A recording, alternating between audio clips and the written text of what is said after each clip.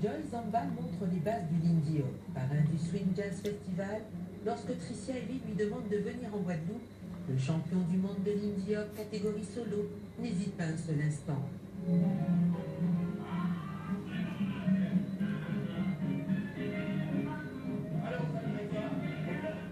Issu de la communauté hip-hop, fan de Michael Jackson, Joy s'est intéressé à ses influences et donc tout naturellement au Lindy Hop. Et donc en remontant dans les archives entre guillemets, je suis retombé sur des danseurs tels que Nicholas Brothers et Fred Astaire. Et en remontant encore un peu plus haut, j'ai découvert cette danse, cette culture qui est pour moi, on va dire, et vraiment on va dire le hip-hop des années 20, si on peut l'appeler comme ça. En effet, le Lindy Hop s'est développé dans la communauté afro-américaine de Harlem vers la fin des années 20.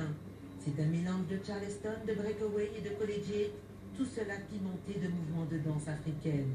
Le Lindy Hop est malheureusement méconnu sous nos latitudes. C'est une scène assez underground. Je vais la comparer encore une fois au hip-hop, c'est-à-dire que les gens commencent à dire que ça fonctionne une fois que ça passe à la télé. Alors que non. Alors que non, si on prend par exemple ce qui est l'essentiel de la culture guadeloupéenne, on ne la voit pas forcément beaucoup à la télé en France, mais les gens n'imaginent pas à quel point elle prend énormément de place dans la vie des gens. Et c'est la même chose. Le swing, c'est une métaphore de ce que vivent les gens dans la vie. Et c'est juste le quotidien de beaucoup de gens, c'est intemporel pour beaucoup de personnes. C'est juste que voilà, il y a des gens qui commencent à vouloir sortir, ils sont peut-être un peu marre de la salsa, donc ils veulent voir un peu autre chose. Et puis le swing, c'est une couleur totalement différente.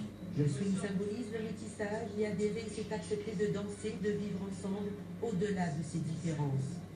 Ensemble, c'est parti depuis le début, 5, 6. Et le swing évoque vraiment la métaphore de ce que les gens vivent dans la vie. Et c'est aussi une danse qui est... C'est le symbole du métissage, hein. Pour remettre dans le contexte de l'époque, voilà, on est à l'époque en 1920, il y a certainement encore des bus pour les noirs, des bus pour les blancs.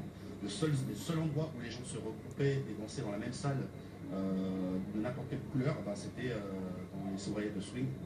Et c'était au Savoy Ballroom à Harlem. Rien que pour ce symbole-là, voilà quoi. Ça se doit d'être partagé. Ça se doit d'être partagé, puis on en a besoin qu'aujourd'hui, dans le contexte actuel.